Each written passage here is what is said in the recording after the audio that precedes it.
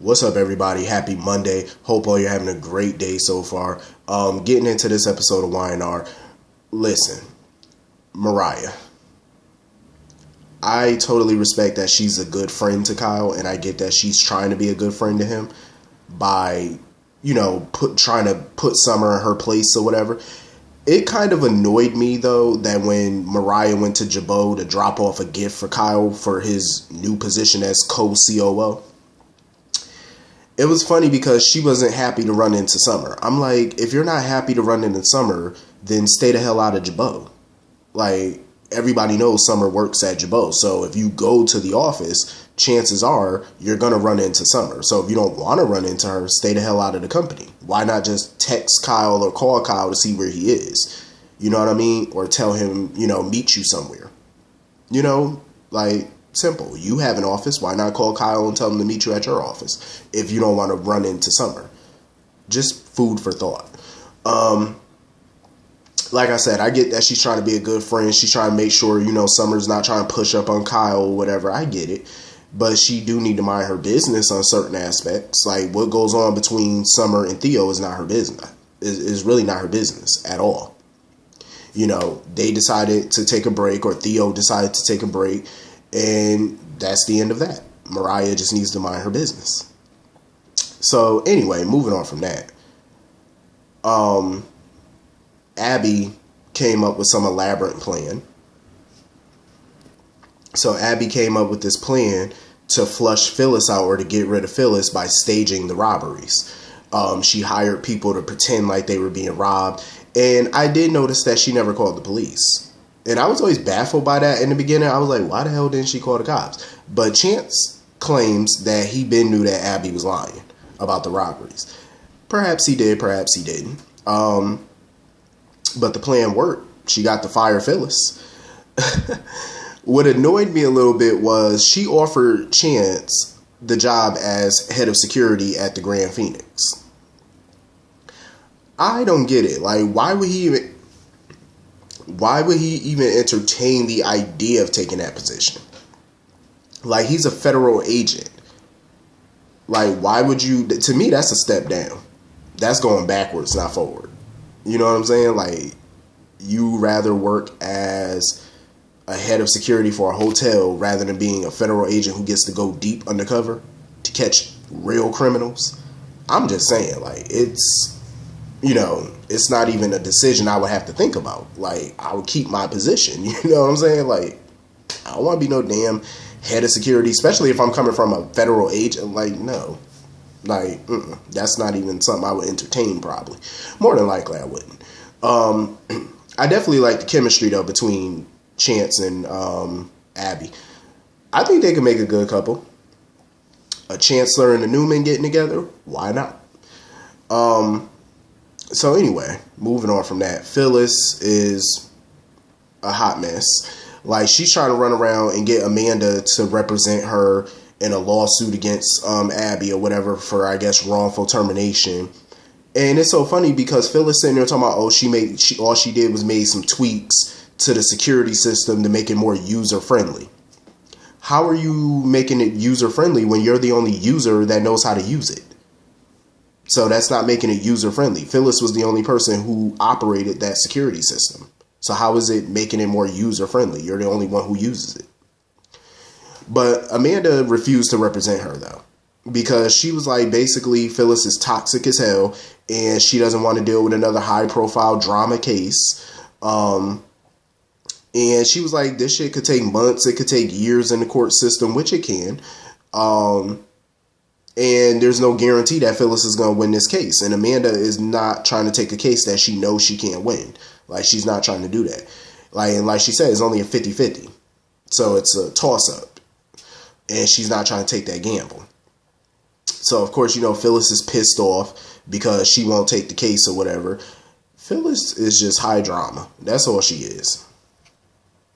But it's super funny, though, because when Phyllis went to Summer to complain about Amanda or whatever, and how Amanda basically was judging her and saying she was this, she was that, she was toxic or whatever.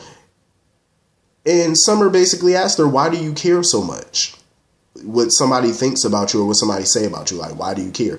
And then Phyllis trying to act like she don't care, talking about, oh, I'm not changing who I am. And if you're not trying to change who you are, why, what Amanda says, why does it bother you so much?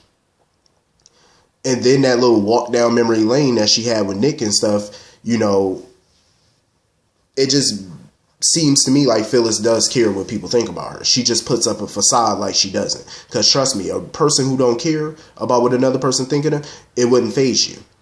You wouldn't be moping about it. You wouldn't be asking other people their opinion on it. It would not bother you at all. Like, in the slightest. And then she talking about, oh, I'm not going to change who I am. Of course you're not.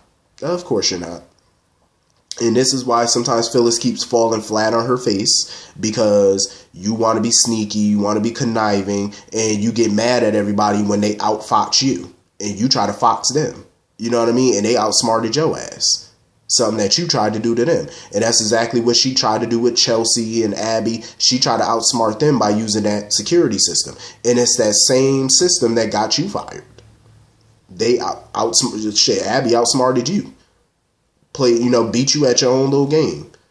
And you're mad at Abby now. Be mad at yourself. You played a stupid game and you lost. Should have thought better of it. Should have been smarter. See, enough is never enough for Phyllis. That's the problem. You're the 25%. I mean, you still own 25%. You were head of security. Why not just take the win?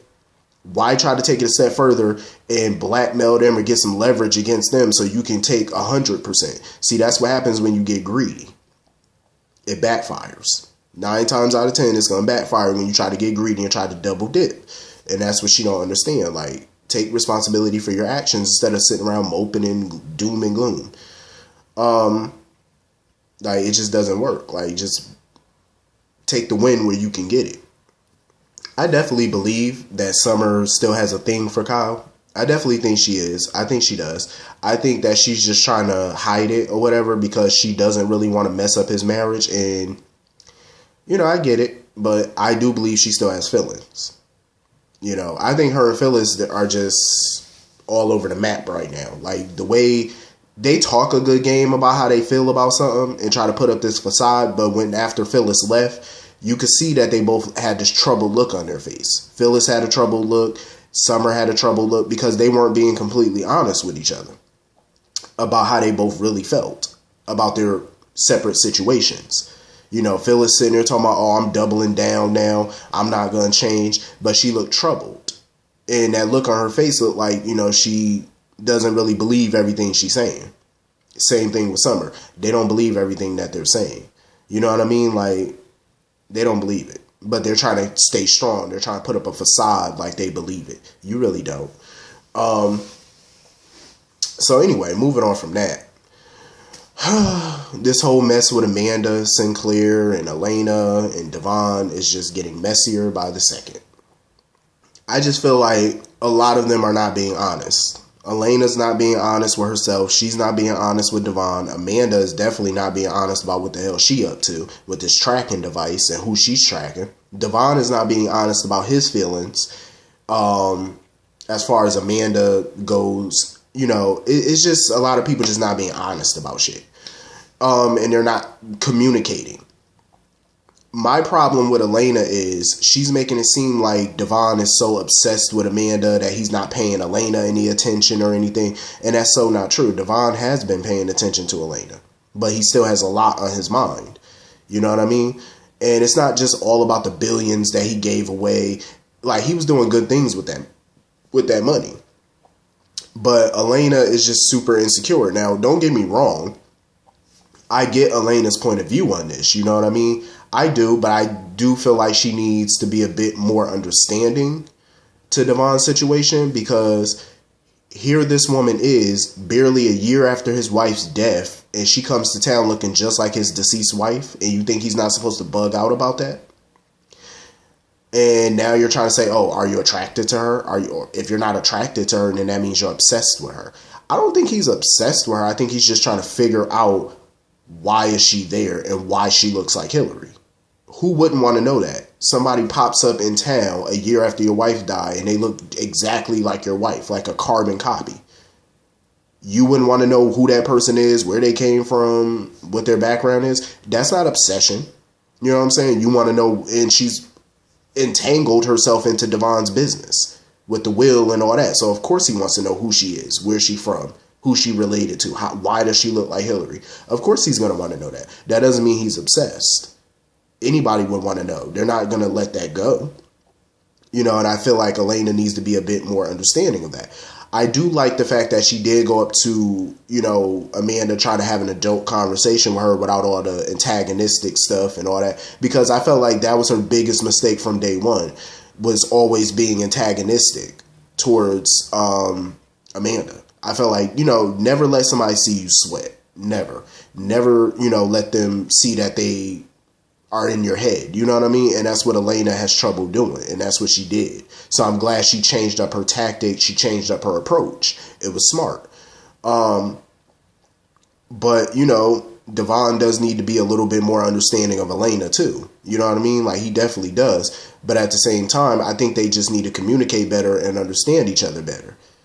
Like, I totally understand where Devon is coming from, because I would want to know who this person is too that looks like my deceased wife. Of course he's going to want to know. That's not an obsession. It's just you want to know, you know? And they can clearly see that this woman is up to something. So I don't see what the problem is of them trying to figure out exactly what the hell is she up to. Clearly she's up to no good. But anyway, this was a pretty solid episode. Hit the comment section. Let me know what y'all thought about this episode. I will see y'all all later. Peace.